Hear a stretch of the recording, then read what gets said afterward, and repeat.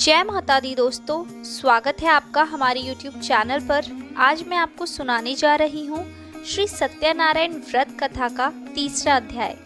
तो आइए करते हैं अध्याय को प्रारंभ। श्री सूत जी बोले, हे श्रेष्ठ मुनियों, अब मैं आगे की एक कथा कहता हूँ। प्राचीन काल में उल्कामुख नाम का एक महान ज्ञानी राजा था। वह जितेंद्रिय और सत्यवक्ता था। प्रतिदिन मंदिरों में जाता तथा गरीबों को धन देकर उनके दुख दूर करता था। उसकी पत्नी कमल के समान सुंदर मुख वाली और सती साध्वी थी। एक दिन भद्रशिला नदी के तट पर वे दोनों विधि विधान सहित श्री सत्यनारायण भगवान का व्रत कर रहे थे। उस समय वहां साधु नामक एक वैश्य आया। उसके पास व्यापार के लिए बहुत सा धन था। वह वैश्य नाव को नदी किनारे पर ठहराकर राजा के पास आया। राजा को व्रत करते हुए देखकर उसने विनम्रता पूर्वक पूछा, हे राजन, यह आप क्या कर रहे हैं? मेरी सुनने की इच्छा है। कृपया आप मुझे भी यह समझाइए। महाराज उल्कामुख ने कहा, हे साधु वैश्य, मैं अपने बंधु बांधवों के साथ पुत्र की प्राप्ति के लिए श्री सत्यनारायण भगवान का व्रत व पूजन कर रहा हूँ। राजा के वचन सुनकर साधु नामक वैश्य ने आदर से कहा, हे राजन, मुझे भी इसका संपूर्ण विधि विधान बताइए। मैं भी आपके अनुसार इस व्रत को करूँगा।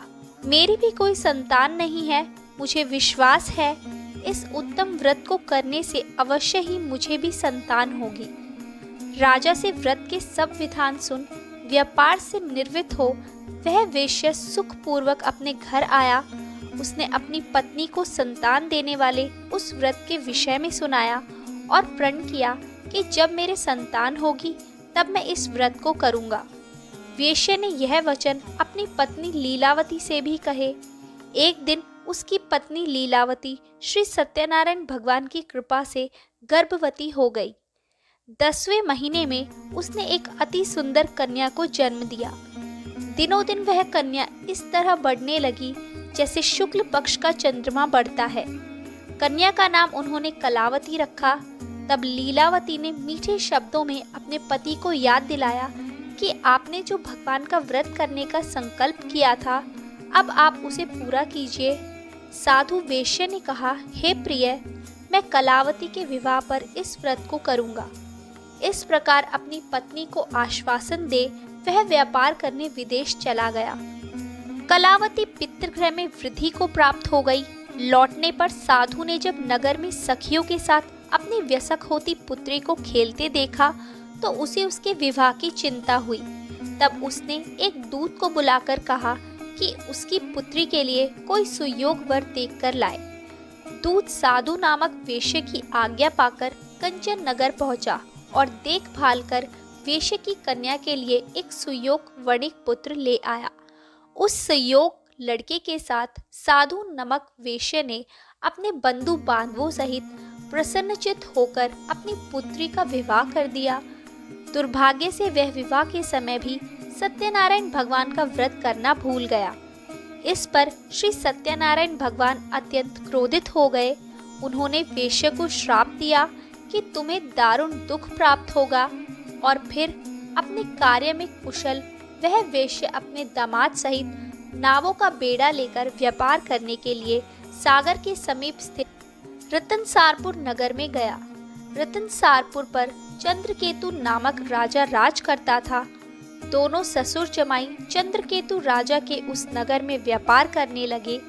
एक दिन भगवान सत्यनारायण की माया से प्रेरित एक चोर राजा चंद्रकेतु का धन चुराकर भाग रहा था।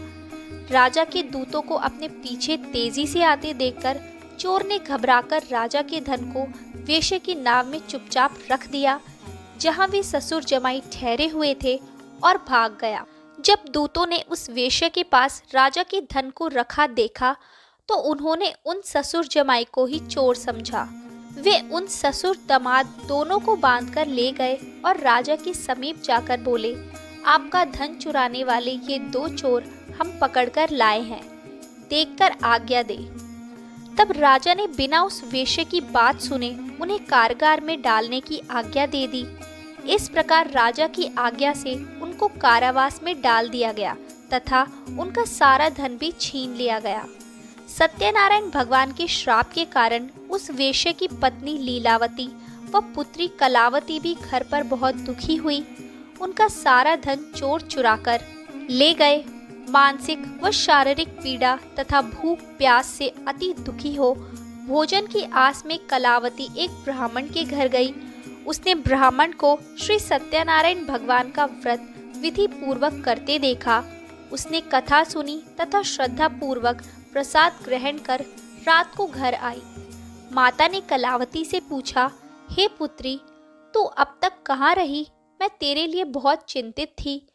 माता के शब्द सुन कलावती बोली, हे माता, मैंने एक ब्राह्मण के घर श्री सत्यनारायण भगवान का व्रत होते देखा है और मेरी भी उस उत्तम व्रत को करने की इच्छा है।